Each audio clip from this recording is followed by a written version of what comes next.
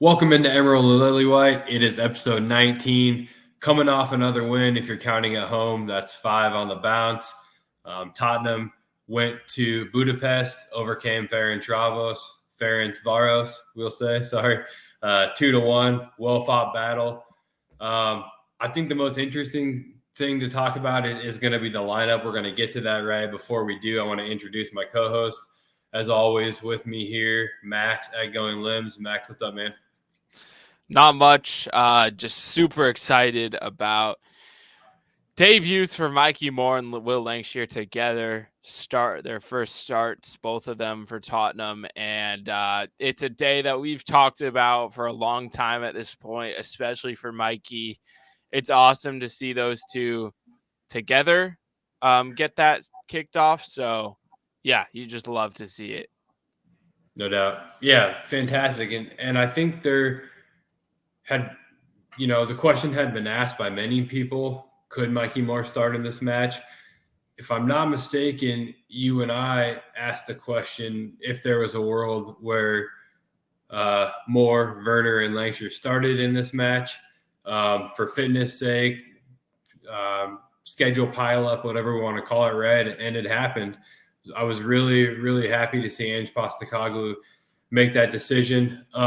And yeah, again, like you said, full debuts for Mikey Moore and Will Lancashire, who deserve nothing less than the opportunity to prove themselves on the European stage, and to happen to be against an opponent who isn't quote unquote terribly strong. So I think it was a really good time for that to happen. Full lineup, we'll get it posted down below. Obviously, Vicario in net, Pedro Porro at right back, Romero at center back, right center back. Left center back, surprisingly, Archie Gray. I think many thought that he may end up playing left back with Ben Davies at that left center back position, right? And we will talk about how that flipped eventually, right? But Gray does start at left center back with Ben Davies at left back. In the midfield, your standard European midfield at this point, Basuma, Sarr, and Bergvall. And then up top again, most exciting for me, as we just talked about, Mikey Moore gets the full debut, Will Lancashire gets the full debut, and Timo Werner continues or earns an opportunity to continue to improve and show that he's capable of being part of the squad, which we'll also get to. But yeah, I'm going to kick it over to you, man. I want to talk about Mikey Moore and Will Lancashire a little bit. I think it's worth double clicking on those guys. Yeah. So, yeah, they both make their debut, right? This is a big choice for Ange. I think it was a must for Mikey to play just because of how many minutes Johnson's logged recently. Solanke, similar. I personally thought that Ange wouldn't take that step, but he did. I was thrilled when it happened. I thought Lancashire played okay. He played pretty well. He had some chances.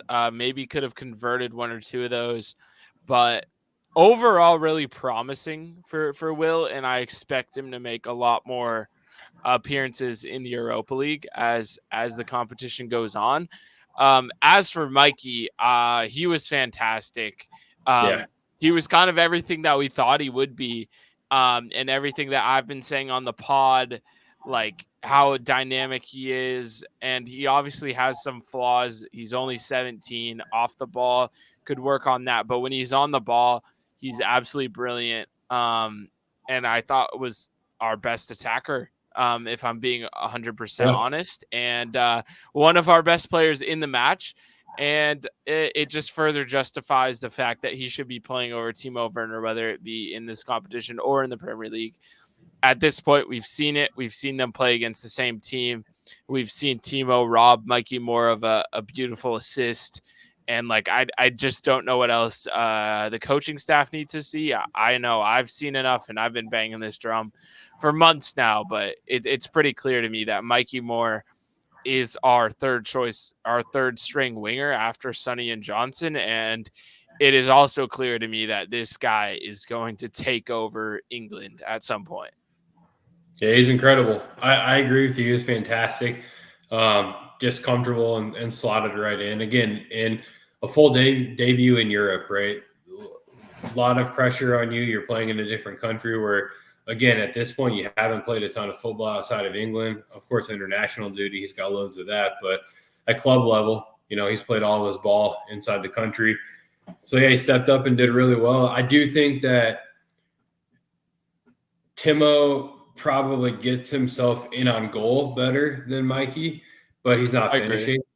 And I think Mikey Moore will have a lot to do in terms of learning how to be efficient and getting himself in on goal. But again, if Timo's not finishing, which again we'll get to, questions can certainly be asked. And I think the most important point is that Mikey Moore is capable of starting at 17 years old, and that's what's Absolutely. most important here. I think, as if we're going to debate, not that we are, but if we were hypothetically to debate Timo or Mikey Moore, the fact that at 17 years old he's in the same conversation as somebody who's, I think, scored 46 goals in like 58 appearances for Leipzig, right? So yeah, it's good conversation for Mikey Moore to be a part of at a very young age. Really happy for him. What else about the lineup surprised you? You want to talk about Gray at center back? Yeah, so initially I texted our group chat. I was like, I don't know about Archie at center back. Yeah. Yeah, clearly neither did Ange because he swapped him at halftime. I thought Gray was brilliant at left back. He was so much better in the second half. And it's not to say he even played poorly in the first half. It was just like it seemed a little unnatural for him. I'd rather have him just stick to the fullbacks and DM for me Yeah. personally. Center back, it's just a completely like I feel like even though it's all the defense, I feel like maybe even like inverted fullback is more akin to a 6 role than it is to a center Yeah. back role. So Definitely. I just like Archie developing in the middle of the pitch, like a little higher up, like in those areas above our center backs, because you look at our center backs, he's never going to start there. He's not going to make his impact there. So I think just develop him where he's going to eventually be one of our cornerstones. And he was great in left back. Just needs to work on tracking back a bit more. Tended to get a little too high, but he was like creating opportunities. Brennan almost scored off a great run of his. He was doing back heel flicks. He was just loving it, man. And we forget because like he's been like kind of, I'd say like integrate. He's been fully integrated. We've been seeing him day in, day out with the squad this year. He's 18. Like he is 1 year older than Mikey Moore. So for sure. Good job. It's insane. Yeah. Well, and we paid 40 some $million for an 18-year-old. So Yep. or pounds rather. Worth every But penny. Yeah, and I believe he was in the team of the season or young team of the season in the championship last season, and he recently got that award. So he was team of the season. Yeah, right. Team of the season, yeah. Again, as an 18-year-old, it's super impressive. So yeah, I agree. I think he's great. I also think Ben Davies has played so much more center back over the last 4 years than left back, right? Yeah. Yep. Agreed. So I think it was an interesting decision. I had asked the group chat actually if we thought that said more about Mikey Moore or Archie Gray or Ben Davies. You know, was it because Andy didn't trust Davies at left back or because he didn't trust Archie at left back or because he didn't trust Davies at center back, right? Why that decision was made, and we'll never know. But I agree. Archie looked fantastic in the second half, and we've got a real player. But ultimately, Spurs get the result 2-1. I think the biggest thing for me when I look back on this match, I was more interested in result over performance in this match. Obviously, I saw the lineup, right, and my instinct was just find a way to win. I think Ange probably knew that this was kind of a pinch point for him in terms of schedule congestion or fixture congestion and injury issues, especially considering Son's out, right? I think we talked about Solanke and Johnson have played way too many minutes as of late already. And so you go into this match and you say, how can I possibly find a way to give Solanke and Brennan Johnson a rest who desperately need it? Well, I gotta give Mikey Moore and Will Langshire a chance to prove themselves. And sometimes you sit the team down and you say, look, it's an opportunity for you to prove themselves, but most importantly, the team needs a result. So you kind of put it on those young guys to be part of that result. And I believe that they did that. But yeah, again, 2-1, 3 points on the road in Budapest. Big result considering we have aspirations to finish in the top 8. Yeah. Oh, dude, we should absolutely finish in the top 8. Yeah, and let's go over the goals. So the first goal, Pop Sar, 2-2 in the Europa League, really rounding into form now after a slow start. I was definitely one of his harshest critics at the beginning of the season. So he's been looking good. Chance created by Mikey Moore, cutting in, great ball across his body. It's kind of bumbled around in the box. Lancashire attempting to hold it up. Bergvall maybe got a touch in there, and then it falls to Sarr, who slots it home. 1-0 Spurs, and then the second goal, just like found its way. Madison, I think, just passed it to Brennan. He just took a left-footed shot in off the post. 2-0. Game done there. Like I said, Lancashire maybe could have grabbed one. If he was a little bit more, I don't know. I feel like if he's more settled, more like into the team, like for the 21s last year, he scores one of those chances, and then Timo Werner like more plays like an inch perfect, like weighted pass across the face, and Timo like somehow ends up taking a shot from like the end line. It was like honestly shocking stuff. Yeah. No, I think with Timo, he against United, he took a couple shots where he really just should have put it past the keeper and slotted it home into an empty net. And I think because of that, when he got that chance yesterday, and I think my buddy Dakota pointed this out, it was a good take. But as soon as he had that opportunity, I think he was probably in his own head about shooting a little too early in those United games, right? So chose to try to beat the keeper, and it was the wrong choice. He went the wrong way. Yeah, for sure. So he just in his like own head. His body is open towards the goal. He takes a touch with his right foot, which if you're trying to round the keeper out wide, you need to take it on your left foot. He somehow takes it on his right foot, like away from the goal. Like if you were gonna round him, at least go like back towards where Mikey played it, because then the keeper is like wrong-footed. Whatever. I'm just pissed because Mikey deserved an assist. And he was incredible. Like he was really good. Like I don't know if we want to talk performances right now, but like he was right up there for me, like in the man of the match conversation. Like that's genuinely how good he was. Yes. Yeah, let's jump into those match ratings. Why not? You want to start up top? We're talking Mikey Moore, man. What do you got? Yeah. So I had Mikey Moore at an 8. Like I thought he was just good. Like he was fouled 4 times. They're giving him the Messi treatment already. Like he was cooking his man. He was absolutely cooking his man. Like I said before, he looked so confident on the ball. Looked good linking up with the center mids. He looked great with Poro. Him and Poro had an awesome connection there. Poro also a fantastic performance from him, and you just love to see it. You can tell he's younger, he's lighter, he's maybe not fully developed physically, and his IQ maybe you need to work on a bit, like to just be finding those runs, like you said, that maybe Werner is finding off the ball. But when he was on the ball, which is like all you want to see from a 17-year-old, what can you do on the ball? One of our best players, 8 out of 10 for me, and that's joint highest rating. I don't know if I would give him man of the match, but certainly up there. And maybe if Timo converts that, I would, because I just can't say enough about him. And no, I love it, man. I agree with everything you're saying. I do think off the ball is where he'll improve. He'll need to, but he will for sure. On the ball, looks incredibly comfortable. I think an 8's a great shot. Will Lancashire, debutant number 2. What do you think of his performance? Yeah, I got him at a 6. Like I don't do half ratings, so I maybe would do a 6.5. Like I thought what I saw from him was really promising. He just needed that end product. Like what he was trying to do, his ideas, his pressing. He looked like he had been watching Dominic Solanke, what he's been doing for the first team, mimicking that, and I thought he did a good job of that, but it just didn't.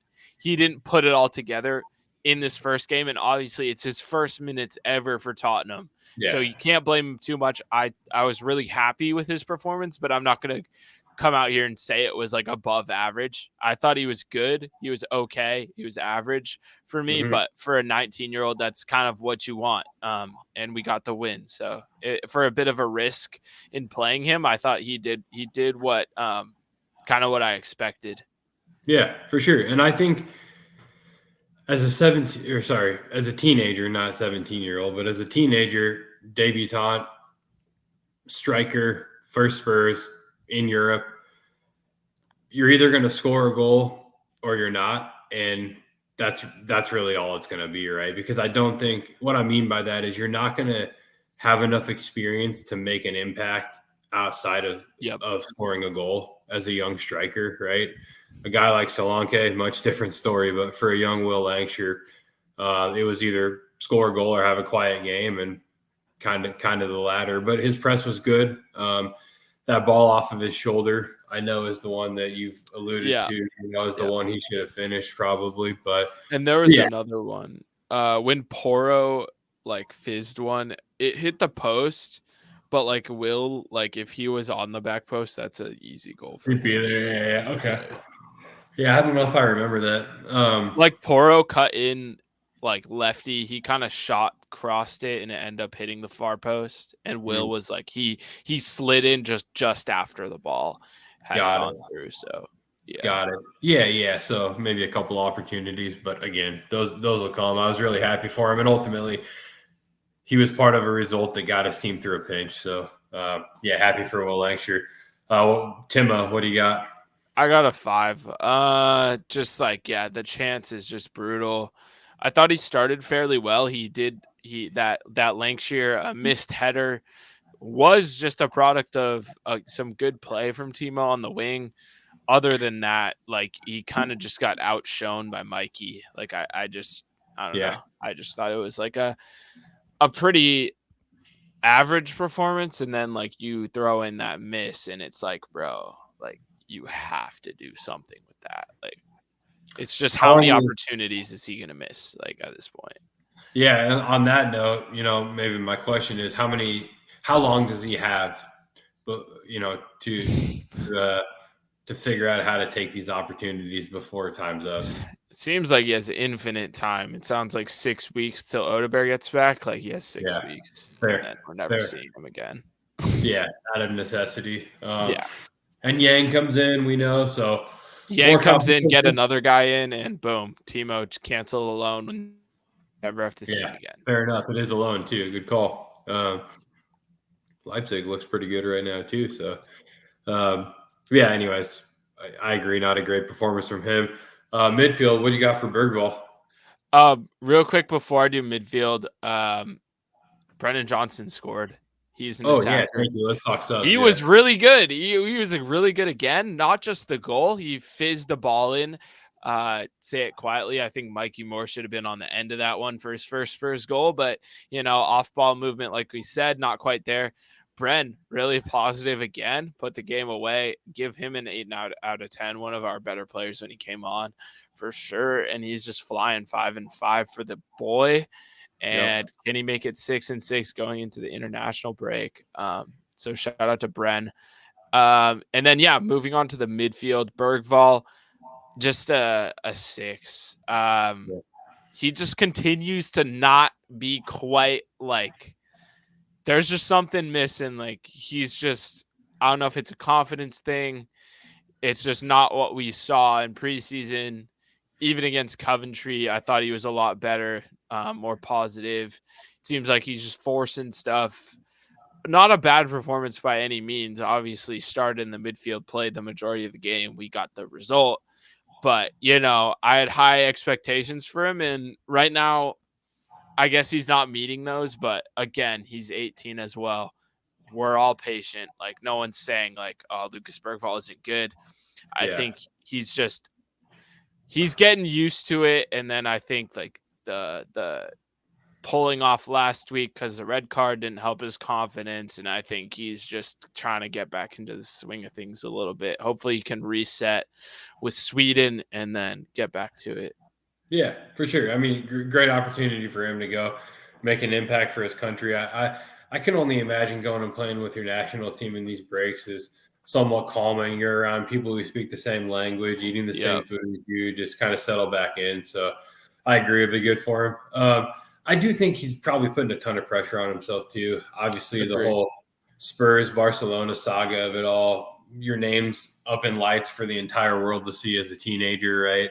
Um, all that media frenzy hyped you up even more. You come to Spurs, people like you and I get on podcast and hype the dude up, right? And everybody We on Twitter, hyped him crazy this summer. yeah, we Hey did. guys, who's your young player of the season? The whole panel says Bergvall. Oh, yeah, exactly. So there's every one of the 1,000 Spurs pods talking about Bergvall. You got every fan in the stadium talking about Bergvall, Twitter, blah blah blah. So, and I'll tell you what, a teenager probably looks at social media. Like, Oh, for sure. Yeah, you know, for they sure. haven't figured Yeah, that out. like I think he So, commented on one of our videos, yeah, but that's not a yeah. big deal. Oh, for So sure. yeah, But he's yeah, seeing shit, and he's probably yeah. putting a lot of pressure on himself. And usually, putting pressure on yourself as a creative playmaker turns into forcing things, and not making the simple easy pass, right? So yeah, all And I that'll think come. it's just also like I think like I'm not trying to psychoanalyze Bergvall right now, but it seems like him and Archie are really close. Yeah, Same age, everything came in at the same time. They were kind of yeah, introduced to us at the same time. yep, Archie is obviously thriving and yeah, like getting a lot of praise from Spurs fans. And I just hope Lucas realizes that like in Archie's position, like you're having a good performance when you don't mess up. And in Lucas Bergvall's position, like you have to impact the game in yeah, order to get recognized. So it's a lot different dynamics. Like, totally, and I think it's a totally. lot harder to break through playing a 10 than it is to play in the back line, which is where Archie is right now. Not to discount Archie, he's incredible. But if Archie was playing the 6, I think we would be having a lot different conversations than now that he's Yes, playing right back. dude. Well, yeah, I mean, obviously, when you're out wide on the flank, you have a lot more time on the ball. Yep. Which is the biggest thing I think for anyone trying to break in to a team. Um, and honestly, I think the 10 is the most difficult position to play in the sport. That's my position. Yeah, good for you, man. I could never do it. I was Yeah, a 9 and maybe then like a false 9 and now I'm just straight up a 10. Like I 10. Yeah, yeah. that's But I don't legitimate. really defend, so it's a bit of a Okay, problem. whatever. Yeah. All good. Hey, man, I'd make runs for sure for you, but um, no, yeah, I agree with you 100%. I also think it has to be considered Leeds United Player of the Season, one of the first names on the team sheet for Leeds United. And I'm not even going to try to tell you what team Bergvall played for because I can't I remember. got But I you. know I got you. that, yeah, I know that it was in his native country. Leeds goes up to Sweden and probably plays Lucas Bergvall's team off the pitch, right? So, yeah, I think it's also just worth. He played for Djurgården. Dirty Djurgården.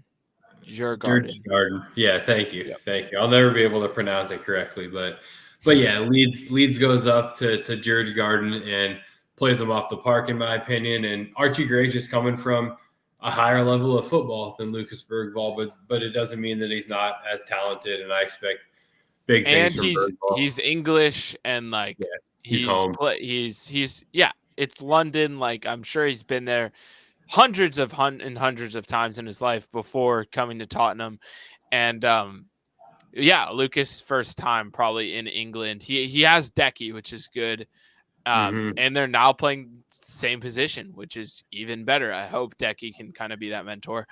Yeah, And I think Lucas will figure it out. Like he'll be fine. He'll be yeah, fine, and I think he'll make an impact this year. 100%, man. I always forget about like the geographical dynamics of England. Sometimes I just feel like everyone's from London. Um, Yeah. but no, it's a really good point too. I mean, there's such a difference between, and again, we're getting really long-winded on this, but it's fine. There's a difference between going like you or I going to play in Spain versus going to play in New York City, right? It's like, okay, I'm going to New York, the biggest city in my country where everybody's from. Everything in my country happens there. I'm going to go ball for NYCFC. That'd be pretty exciting. Going to Spain, I mean, I'd be stoked, right? But at the same time, I'd be learning a new culture and trying to learn a new language, and the food would be different and probably really good. But you get the point here. Yeah, I heard San Sebastian has like the best food in the world. So I've heard that too. yeah. Yeah, food and wine, and just Yeah, and anyway. hey, maybe we're taking a trip there if we see Sociedad in the later rounds. So yeah, Let's go. sign me up. If any five-a-side teams are over in Spain are looking for a couple of recruits, we got a 10 and a 9 here that are happy to come play. Anyways, we digress massively. What do you give Sar? Yeah, Sar 8 got the goal. Super sleepy at the beginning of the game. I texted the chat. Someone tells Sar to wake up. Promptly scored and then was really good after that. So just another good performance, solid performance. You've come to expect it, and this is maturity from Pop Sar. Accepting his role. Look, I'm gonna play on Thursdays. I'm gonna sub in on the weekend, but when I get my chance to start, I'm gonna do my best and I'm gonna be calm and I'm not gonna have an attitude. And 2-2, and then an assist against United as well. So yeah, shout out to him. Fully agree with you. I love that, like you said, that maturity piece is there. It's got to be tough to start almost every game last year, and then Kulusevski walks right into the same position as you and just kind of knocks you flat on your ass in terms of whose position that is, right? So yeah, it's got to be hard for him, but obviously he's got a very, very bright future. He's a young player, and there will be a time where Kulusevski can't run the park the way he does, and it will be Sar's turn to do the same thing. So yeah, completely agree. Thought it was a great performance from him, and kudos to him for that. Basuma, what do you think of him in the 6? I'm gonna give him a 7 because he did give the ball away a couple times. Dude, his ball winning, elite. Yeah, his dribbling, his ball carrying, elite. I'm sorry, like I can't keep standing for this Basuma erasure. Like, he is one of the most talented midfielders I've seen play for us since Dembele. Like, genuinely, like, this dude is unreal. Like, the clip, just watch the clip of where he tracks back, perfectly executed slide tackle on the sideline, croquetas around the next dude, and then passes it. It's like poetry in motion when he's on his game. And then I have to knock him down to 7 because he will do something insane and then promptly pass it right to the other team. So, hey, all good things come with a price, I guess. I just love watching him play, dude. I know that you're not the biggest fan, dude. He's just such a good watch. He's so silky.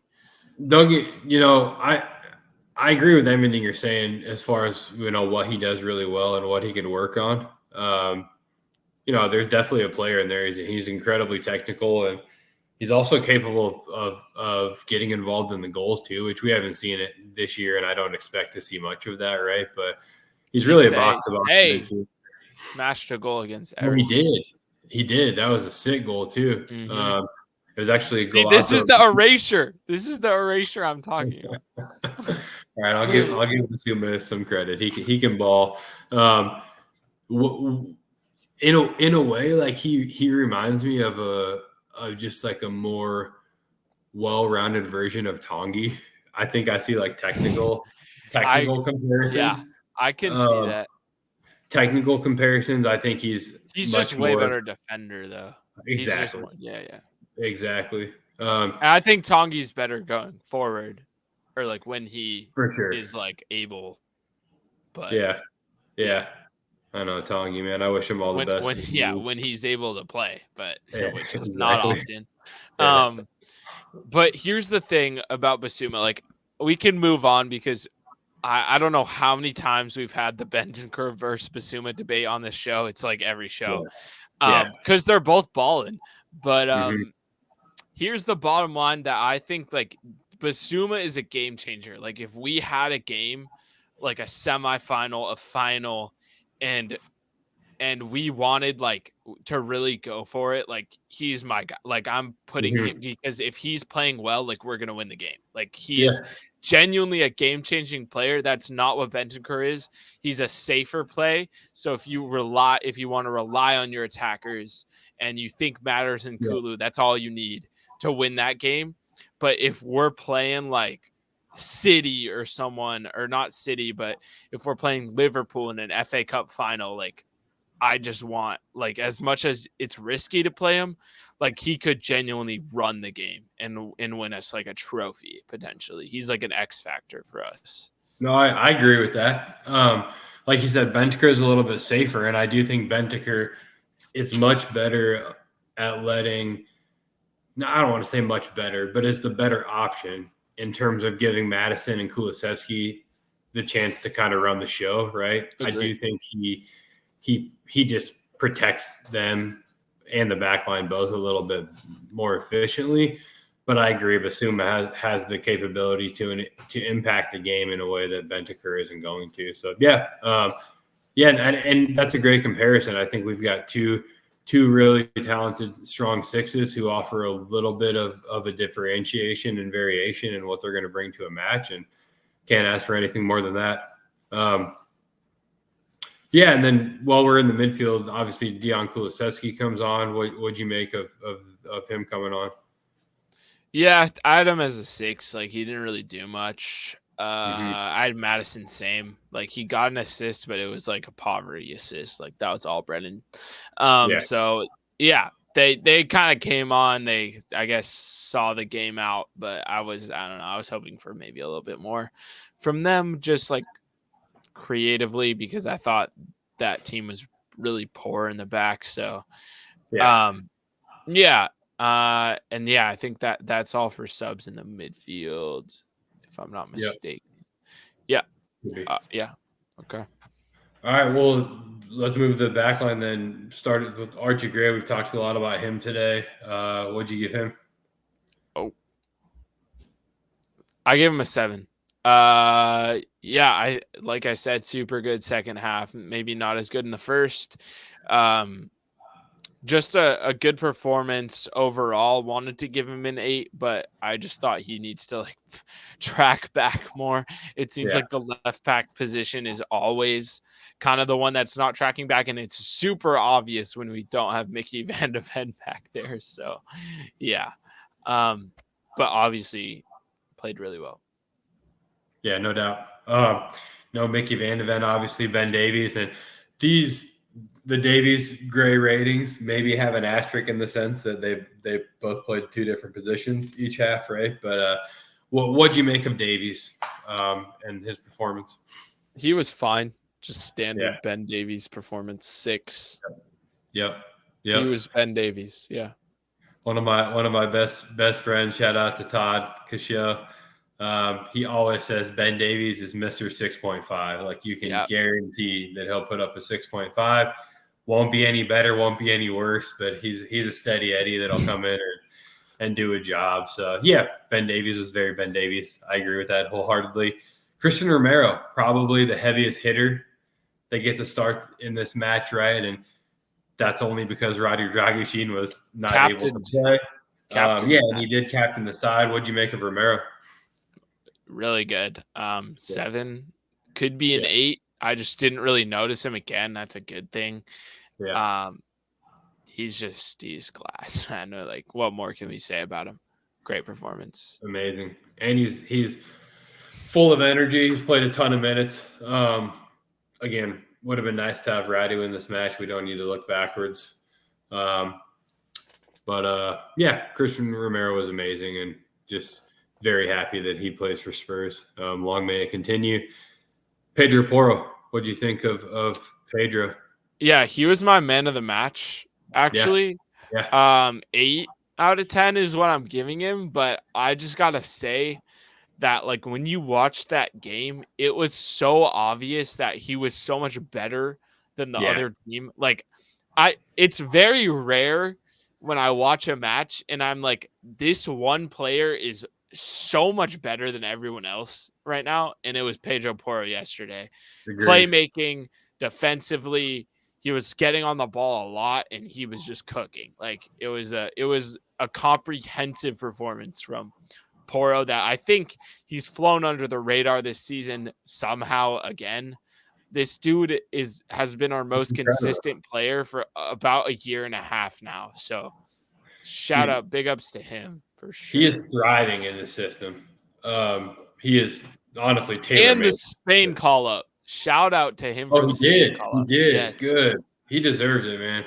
I also think that he deserves a ton of credit because his defensive work has really improved under Ange. Indeed.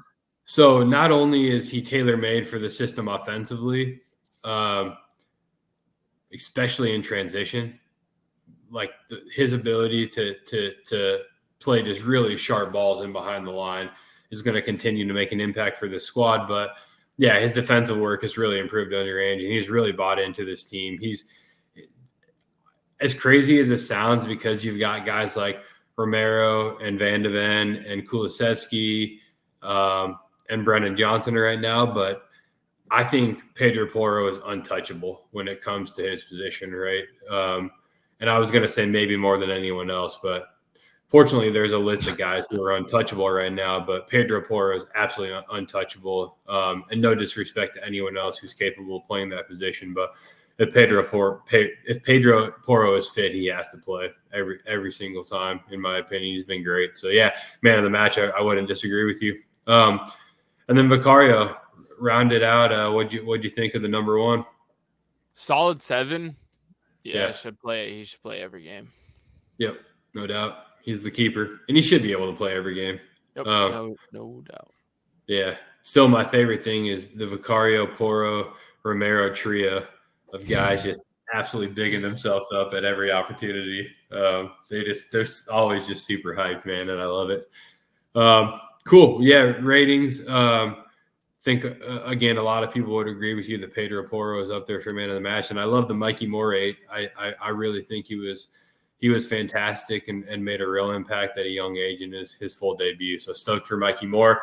Most importantly, we get the result. Huge victory. I understand it's a weakened side in terms of ability, right, in Ferencvaros, but they have won 36 titles in their domestic competition, and they've won the last 6. So they're used to winning. That always carries an element of confidence and mental edge, right? Now, again, they would have been realistic in the sense that one of the biggest clubs in London was coming to town. So, but either way, I'm just really happy for Spurs and for Ange Postecoglou to be able to get through this pinch.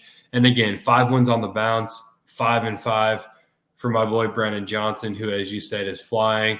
I was asked in another group chat, what I thought of the result, and I had shared that I was absolutely elated, and someone pushed back and said that's very surprising coming from you because you're just always pissed at Spurs. But I am just so stoked in the manner that this team has, and Ange Postecoglou specifically, has adjusted.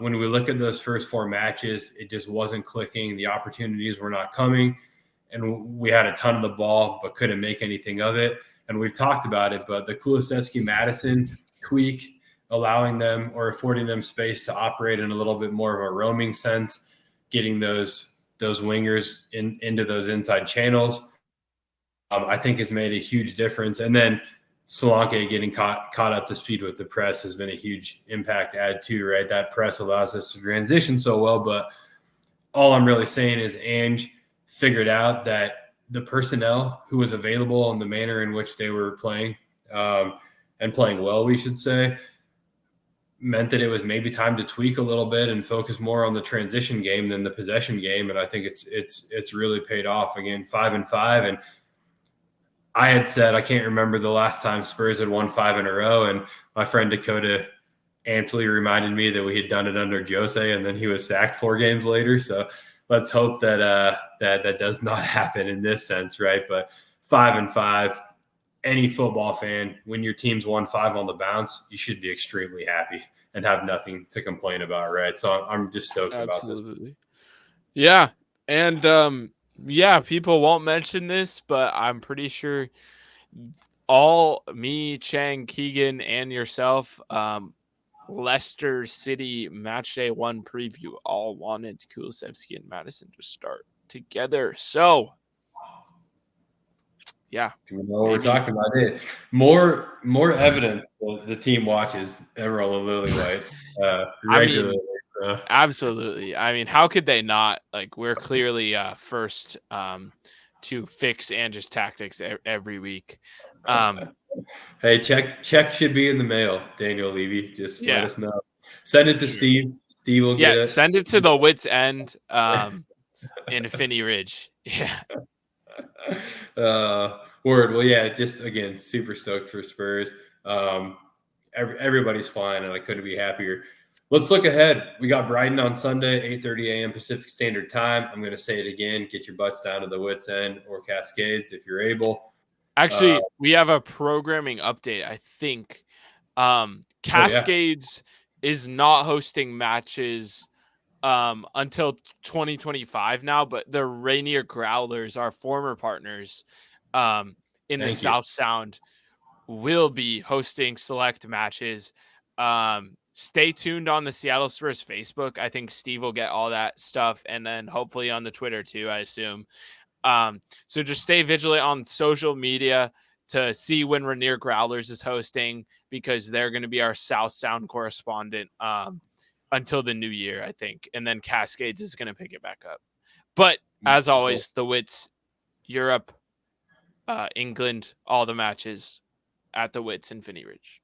Yep, no doubt. Yeah, if you're on the north side of the Sound, make sure you're at the Wits End. And again, if you're down on the south side, it's going to be Rainier Growlers. Thank you for bringing that up. I would be remiss to not mention that. So appreciate you. And as you said, keep your eyes on those social medias. We will make sure for sure that you know at least in a day in advance where you can go watch a match with Tottenham. But yeah, Sunday we travel to Brighton, 8:30 a.m. Pacific time. It is a big match, not only considering the way that we're starting to take a foothold in the Premier League, but considering we're 5 on the bounce and really starting to find our form. Anything but a win in this match, in my opinion, halts momentum in a way that's fairly, I don't want to say fairly damaging, but damaging enough, right? I think you can live with the point, but we really need to go into this match fully prepared to win. What are your prospects looking from 30,000 feet of what this match looks like? Yeah. So, yeah, I think we should win this game. Brighton, they're whatever. They're going to be super exploitable for us. They're a team that likes to play on the front foot. I think we do well against those teams. They're a team that maybe isn't as comfortable sitting in a low to mid block, which is where we maybe struggle breaking those teams down. I think that's a perfect matchup for us.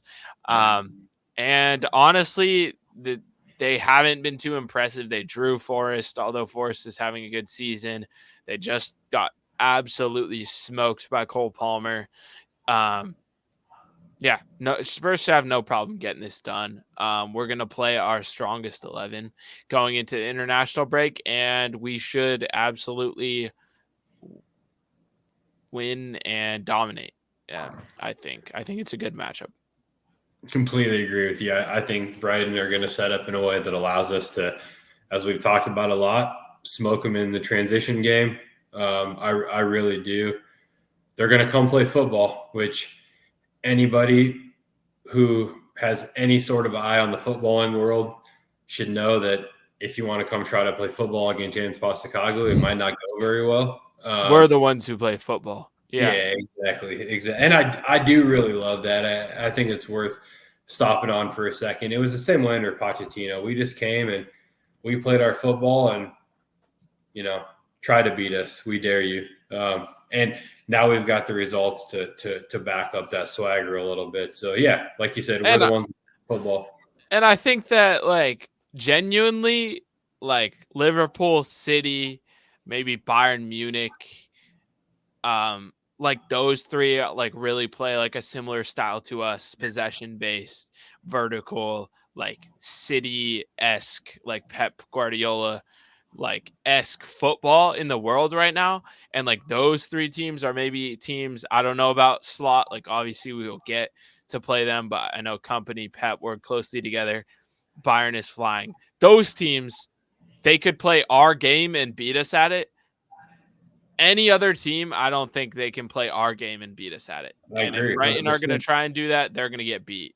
And Arsenal don't have the facilities to do that because they play Sean Dyche ball. And we saw that in the game against us. There is absolutely no way they would Correct. ever be able to play tiki-taka, possession-based football against us and win because we would absolutely smoke them. So that's why Arteta has settled for set pieces and parking the bus. So that's just where we are in terms of the way we play compared to the rest of the world. We're at top 5 for sure in possession-based footy. I agree. Yeah. Of the Spurs, man. Every reason to think we're going to walk into this one and do really well. Brighton did win this fixture last year, 4-2, and that was coming. Hey, Alejo Vali's debut goal. Yeah. Oh, nice. Yeah, good shot. Ben Davies as well, actually. Really? Yeah. I wonder how much that parlay was. Yeah, honestly, I think that was probably some growing pains. The second half of last season was a little tricky for Spurs. The Emerson Royale, Ben Davies center back days, probably I would assume we're right around there. But we won the two fixtures in the 2 years before that. Spurs did. Only one of 14 matches between Spurs and Brighton in the Premier League has been a draw. So we can expect a result in some way. And again, I would expect that to be Spurs. But like you said, we should be flying. I think from a lineup perspective, we assume Udogie maybe is fit to come back in. I think, yeah. It seems like he is. Obviously, we expect Mickey Van de Ven to walk right back in. I assume Romero plays. I wouldn't be super surprised if Dragoshin played just from a minutes perspective, but I hope it's Romero. It's got to be Romero. Yeah, I agree. It's just not worth the like. This is a game we should win. We should just coast into the break. Yep. Right back is an interesting conversation to have. Yeah. I wouldn't be surprised if Jed Spence was given a start in this game. I agree with that, especially with the news that Porro is now going to play for Spain. Yep. Yeah, good shout too. And he just played a lot of minutes. I think he's played 90 in the last 3 matches, if I'm not mistaken, at least 2. Yeah, and I think some of that comes down to, again, Spence not being available for Europa League matches. Porro had to play yesterday. Would have been nice for Spence to have played, but I wouldn't be surprised if Spence starts in this match. And frankly, I'll be perfectly confident in Spence being given a go towards our prospect. I think we could see like we've seen this throughout the season now, especially with Jed, like the 45-45 thing. We saw it with him and Udogie when Udogie needed a break. Would not be surprised at all to see that with Porro, first 45, Jed come on at halftime and then get the job. Yeah, good shot. I wouldn't be surprised at all. Midfield, I assume, is our standard Premier League midfield. Bentancur, Kulusevski, Madison. Up top, of course, Brendan Johnson and Solanke are back. So it's not going to be Sonny. We know that. Yeah, because he was scrapped from Korea. So he's going to be back after that. It has to be Mikey, right? I think like Werner, like even with like Mikey, he's just getting into it. Like now this would be like 4 straight games for Werner. Like he's actually played a lot of minutes at this point where like he's kind of he has played. Rotated. Yeah. He has played the last 3 matches. Yeah, you know what? You're probably right. I bet Mikey Moore does get a start. It's him or Werner. No other option. I just I feel like 4 straight, like that's kind of when you're like 4 in like a 2-week period. That's a lot. Like I think 3 in a 2-week period is like what we're going for with the rotation. Mm-hmm. But 4, like, and Mikey Moore's better than him. And he's better on the left, I think, than the right. Like, I don't know. All right. I just really hope it's Mikey.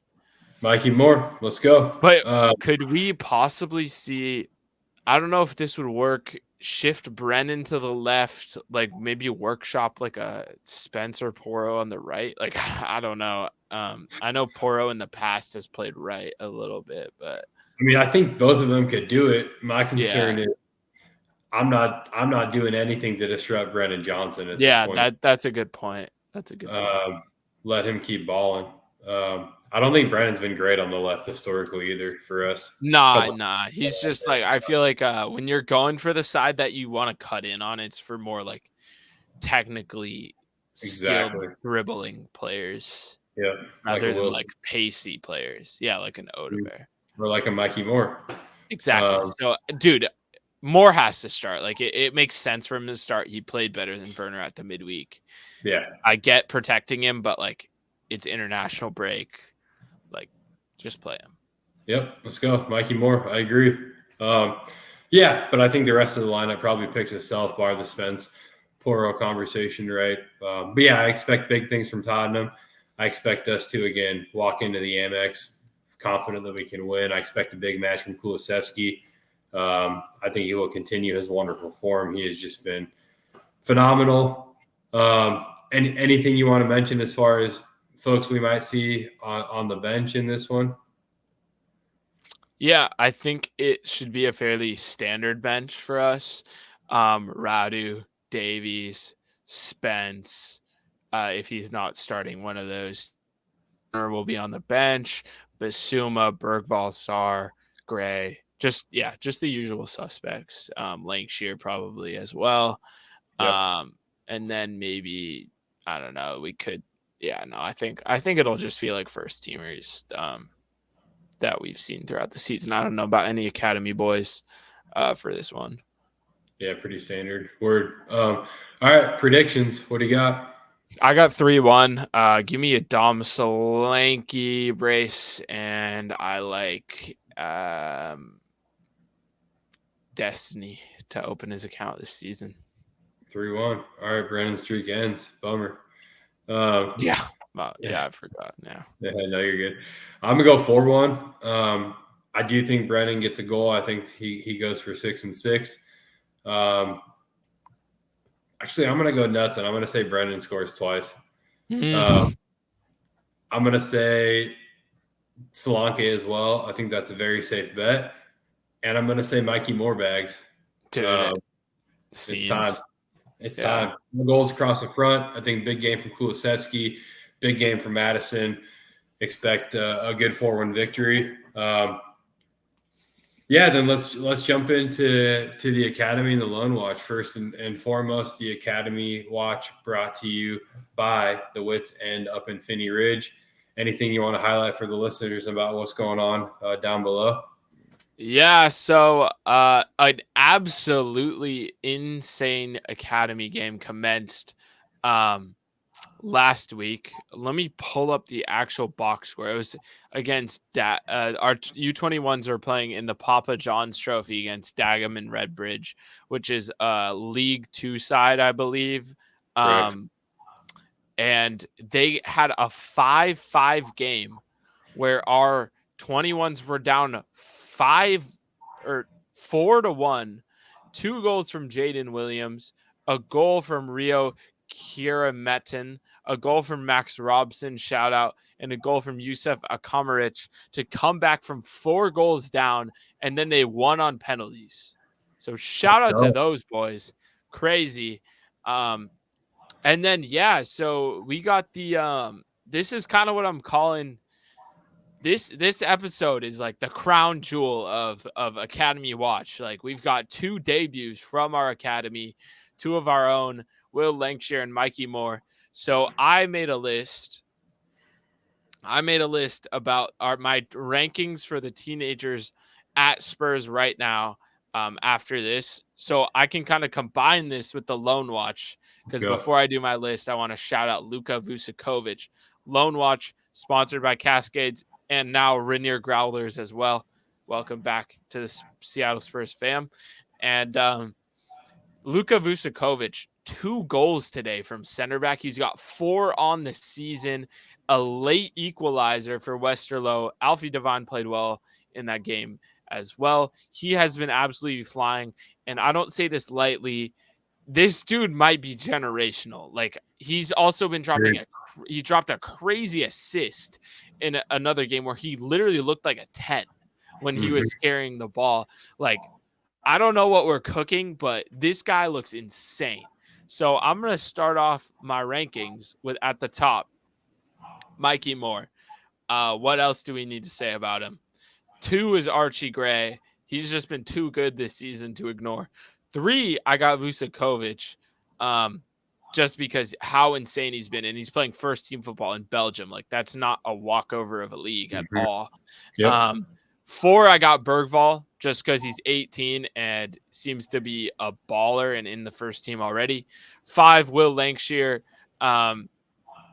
Just played in the Europa League for Spurs at the age of 19. Yang, who is, I believe, 18. Haven't seen too much from him in like a better league, so I'm still looking for some stuff from him. But when he comes in, he has the opportunity to change this. Actually, let me amend that. 5 is Odebear. 6 is Yang, because I forget about Odebear all the time because he's hurt. He's obviously insane. So then I got Ashley Phillips. He seems to be solid from all accounts. At Stoke, should be part of our plans next year. Junai Byfield has been cooking. He has been absolutely cooking for the 18s. I've seen many Twitter comps where he looks super calm, composed on the ball. Another England call-up for him. Alfie Dorrington included in the European squad, which is a great sign for him. And then Tyrese Hall, also been playing well, and hope to see him included. He was obviously on the preseason with the boys. Some honorable mentions: Luca Williams-Barnett, he scored again for the U18s. Leo Black, another call-up for England, and Callum Ulisise, another youngster.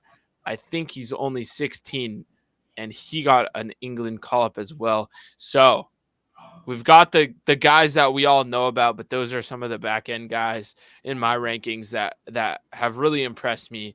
And just like the wealth of talent, the wealth of teenage talent we have at Spurs right now, is incredible. And this is not including guys like Alfie Devine and Jamie Donnelly, who we also expect to be a part of the team because they are now just only 20, which is still crazy young. I mean, I hope so because I'm 20, but yeah. No doubt. Yeah, honestly, I love that list. I think I'm so impressed with the business Spurs are doing, and you and I talked about that before we hopped on.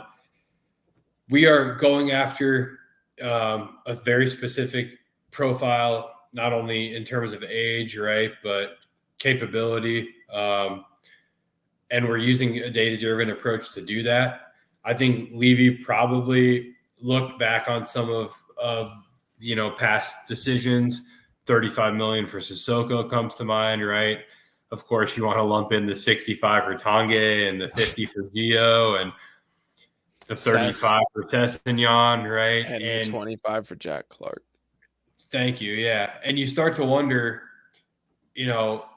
could I set not only myself and my team up, but most importantly, my organization, could I set it up for a brighter future if I take one of those $25 million transfer fees and buy 5 of the best, 17, 18-year-olds on the planet and use, again, a data-driven approach to do that? What is the return on investment versus buying Sissoko, right? And I think we have a very obvious answer. And I love Sissoko, so not a knock on him. I thought Sissoko always worked his ass off for the badge, and I appreciate that very much. But the way we're handling our business is really impressive, and I think it's going to pay off down the road for this organization, be it on the field or financially. And ideally, you get to a point where you continue to replenish the ranks like we have and expect that 3 or 4 of them at this rate make it, and the rest fetch you a nice fee, and you get a great return on investment for bringing them in and training them up.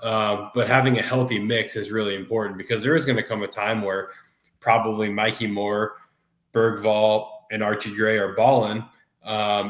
and they're 23, 24, and we need to supplement what we have with a world-class, 27-year-old or something. And that's where having guys that you do put your chips into, knowing that if it doesn't work out, you're still going to fetch, much more than what you paid for them, set you up on the field as well for the future. So I really think that we're working towards having that really healthy mix of bringing guys up through, but also getting a good return on investment for youth as well, which is really, really important and how the biggest clubs in the world do it. So I'm really happy with what Spurs are doing. And it's very clear to me that Daniel Levy learned a lesson from the past 5 years of what was an experience for him with Jose and Conte.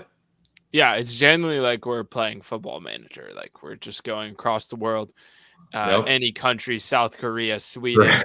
just give me their best young player and we'll find a place for him. So it's awesome. And like I've always said, like process over product. If we do this as many times as we are right now, we're going to get like a world-class player out of it. And then like some of them you just got to throw out.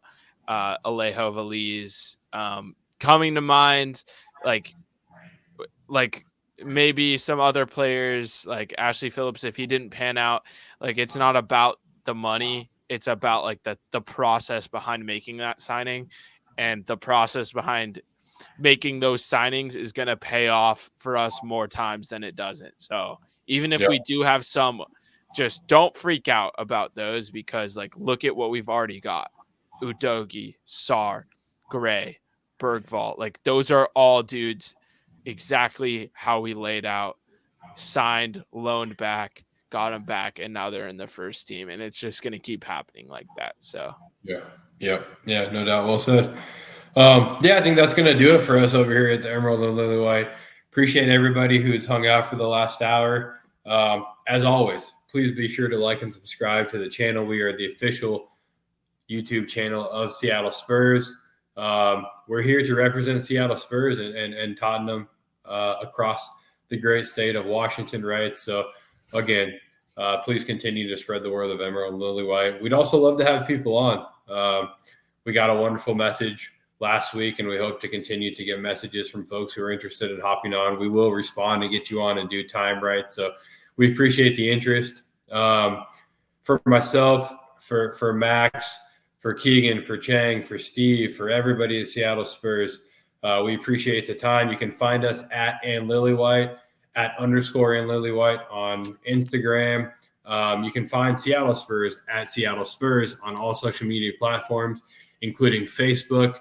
And you can always email us at seattlespurs@gmail.com if you would like to learn more about what we do from a Spurs perspective across the city. So again, sign up for email notifications, because that's how you'll find out about updated match viewings.